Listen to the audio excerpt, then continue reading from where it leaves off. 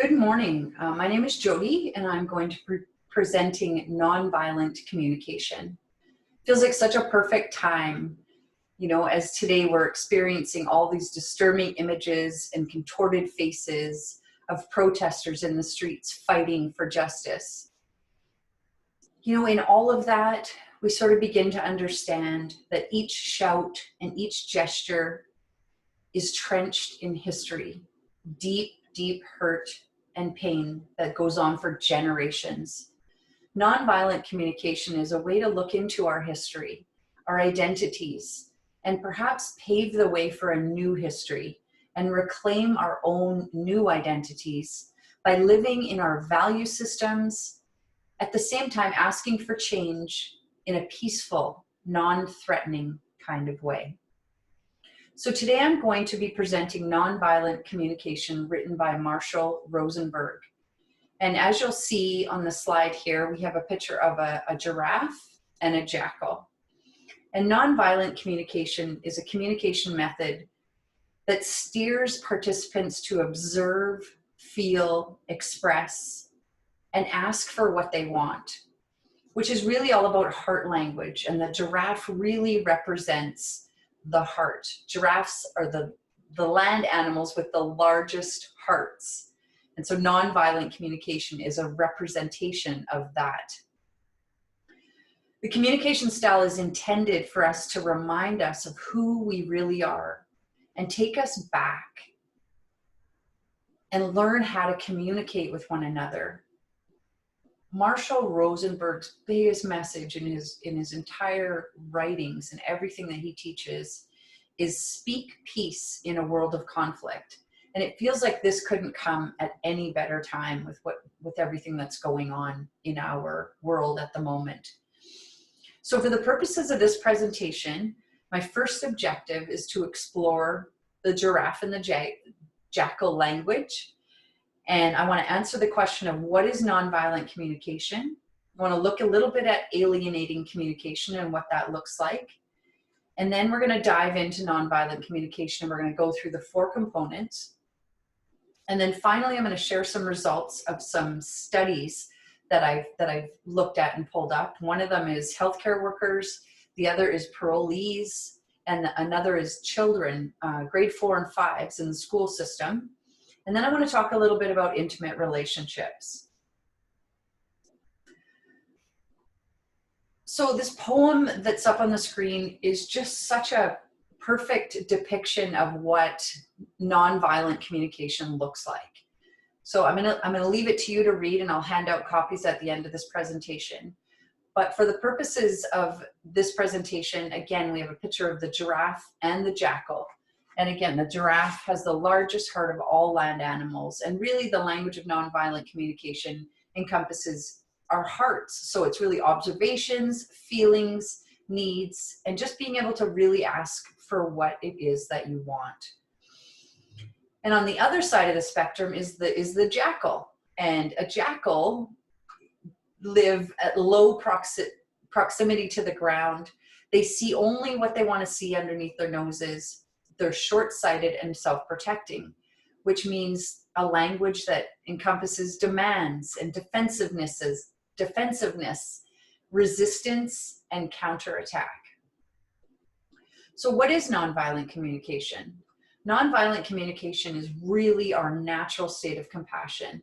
It's what we've come into this world with. And unfortunately, over the years, we end up just being conditioned and conditioned and conditioned.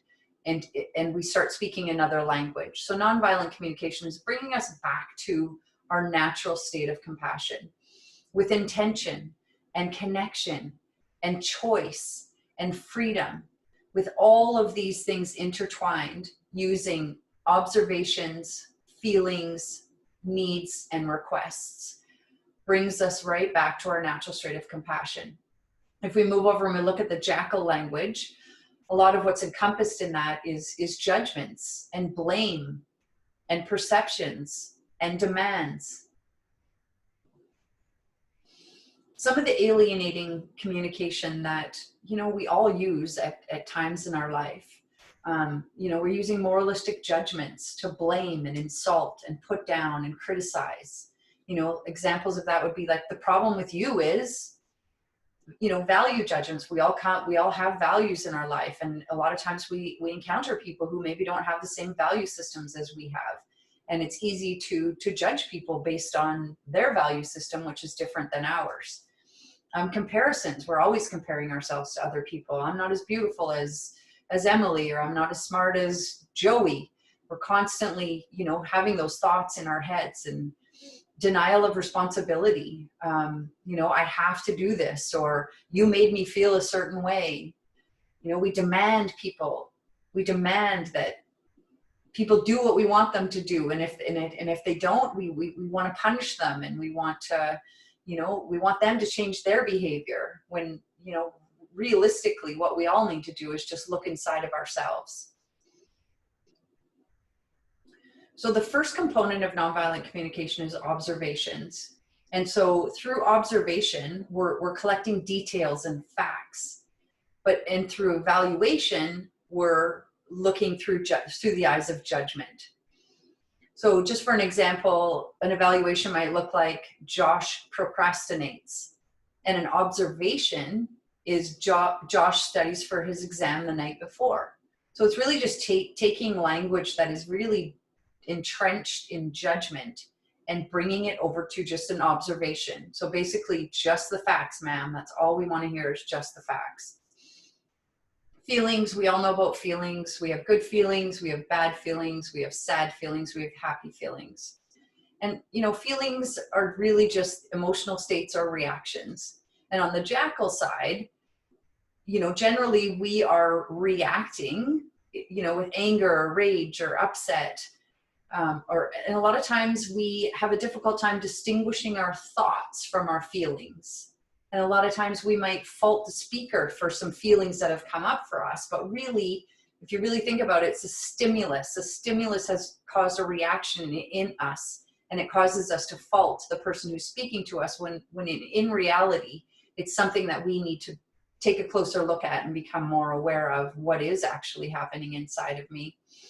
And it's really easy for us to take things personally when somebody says something to us and it feels offensive. You know, we're taking things personally, and all of this encompasses the language of the jackal. But if we switch over to the other side and we look at love and compassion, which is nonviolent communication, and we start to become aware of our own selves and our own judgments and our own feelings and our own needs and our own wants, we're moving into a more loving, compassionate way of communicating, not only with ourselves, but other people. So we have awareness is the most important piece.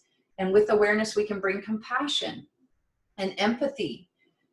And, you know, feelings are body sensations. So, you know, that awareness is so important to really know what is happening in my body at this very moment. Needs, we all have needs. Needs are the root of feelings and are required for a safe and healthy lifestyle. If we don't value our needs, others probably aren't going to either. So a very important thing to keep in the back of your mind. As you'll see here in this pyramid is the basic, you know, some of the basic needs we all share. This is Marshall Rosenberg's list of needs, but I'm sure we all have these needs plus many others. And, you know, awareness is a big part of knowing what is it that I need. Marshall Rosenberg talks about this concept of moving from emotional slavery to emotional liberation.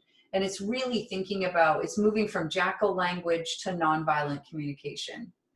You know, we've all been here in step one, where we strive to keep everyone else in our life happy. You know, and this happens early on in our years with our parents. Most toddlers want to make their parents happy, so they'll, you know, forego whatever they need in order to make their parents happy. And stage two is transition. And nonviolent communication is one of those languages that it's just like any other language. You have to learn it, and then you have to practice it, and then you have to, you know, encompass it. And there's a transition period with that. It's not just like flipping a light switch and all of a sudden you're going to communicate non-violently. It's a practice. It takes time. And so a lot of times there's a pendulum swing, and when we go, change is on a spectrum and a pendulum. And a lot of times we go from maybe not even acknowledging our needs to all of a sudden trying to tell them to other people. And a lot of times it's a bit of it can be a bit clunky getting there. So just being really compassionate and understanding with yourself until you get to a place where maybe there's a little bit more balance and you can accept responsibility for your intentions, your actions, and your needs, and you learn to convey those to other people. And a big part of this piece is understanding that we can never meet our own needs at the expense of others. Demands and requests. So demands are our jackal language. When we demand things, we interpret non-compliance as rejection. We make people feel guilty for not doing what we want or what we ask. Shoulding on other people. You should do this, you should do that. That's a word that I think is very important to take out of your vocabulary because it doesn't serve anybody on any level. But when we move into nonviolent communication, we start thinking about requests. Requesting what we need from people in a clear, positive tone with empathy attached to it. And we can define our objectives honestly. And we're conscious of what our intent is. What is it that I want to say to this person? I already know before I'm going to say it. Excuse me. Concrete language and expressing ourselves with care, with understanding, with compassion, with support, not only for ourselves, but for the people that we're speaking to. And another very important part of requests is asking for reflection. And when we're in those difficult conversations and we have to tell somebody maybe something that feels a little bit uncomfortable, it's really important to ask for reflection back so we know if they've heard us correctly. We all know that you can get lost in communication so easily. And so a reflection just really, solidifies that person completely understands what you're saying. So I did a couple of studies on nonviolent communication, and the first one was with healthcare workers. And what they were looking for was, is nonviolent communication effective in fostering emotional and interpersonal skills to prevent empathetic distress? And they were also looking for one other piece, and that is nonviolent communication effective in negative relationships with colleagues and supervisors? Now, this one is so important because we've all been in workplace situations where the relationships are, sometimes they're difficult. Sometimes we have to express things that are not easy and are uncomfortable. So can nonviolent communication help with, difficult relationships in the workplace? Well, apparently so. What they did in this experiment was they randomly assigned some groups, and the control group had nonviolent communication training for 3 days. And they had questionnaires, group discussions, and a pre and post survey to figure out the results of the study. And so the positive results of this study was awareness. Personal awareness was the most important piece. And I think it's an important piece in knowing about nonviolent communication because it starts with us. It starts with you, it starts with me, and it just, trickles out and it moves through the world that way. But it always has to start with our own self and our own awareness. And in this study, they found that it increased in verbalizing negative emotions, which again, when we're in difficult relationships at work or at school or in family, we have to learn how to verbalize these negative emotions in a compassionate, loving way. Some of the negative aspects of the study was just there isn't enough information. There's not enough research. There hasn't been enough empirical studies in this area. Another study that I looked at was nonviolent communication in male parolees. Now, this one was absolutely incredible. And I'm just going to reiterate again for everyone out there, the audience, you're hearing this word empathy over and over and over again. And I just want to clarify that it is the capacity to understand and share another's emotional experience or situation. So with the parolees, I found this just fascinating. 85% of parolees spend more than a decade in correctional facilities, and 60 to 70% of those return within 3 years of release. Pardon me. And parolees have adapted to psychological adaptations of prison life, distrust, social isolation, aggressive and explosive behaviors. So imagine they come out into the world coping and communicating a certain way, and then come back out into society, and it's very, very different. So they wanted to determine whether the impact of nonviolent communication could help with empathetic coping communication skills in a sample of parolees. So they took 30 men from a residential treatment center that were all on parole, and they gave them 8 one-hour sessions of nonviolent communication. And they came back with outstanding results. The one that was so surprising for me was that a lot of the prisoners, or the parolees, had never heard of empathy. It was the first time that they'd heard this word. And they were surprised to realize that other people had feelings and experienced the world through their own eyes. So it was a new awakening for them. They started building positive relationships. They started having social networks. They started learning how to resolve interpersonal conflicts, and a significant increase in empathy. And the last study that I looked at was introducing nonviolent communication to school-age children, 4 and 5-year-olds. And so they broke the students into groups, and one of the groups was given nonviolent communication training in 15 separate workshops over 45 minutes. And they answered questionnaires, and they did some interviewing.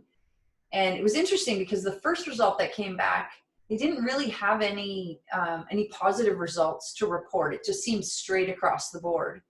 But then they realized that there was maybe some teacher bias that was influencing the answers of the children. So they removed the teachers and had the children do the questionnaires again, and actually came out with some fairly significant results of the children. There seemed to be less conflict, more positive communication, and children were starting to say more positive things about other people. So it was a success there too. Now, I just want to briefly talk about intimate relationships and nonviolent communication. This wasn't really a study, but it was a great resource for anyone who wants to sort of see where they're at in their intimate relationship. So they're looking for, in relationships, fairness and trust, respect, honesty, equality. So all of these variables are taken into consideration, and they have a number of questionnaires that you can fill out, and a fairly simple scoring system.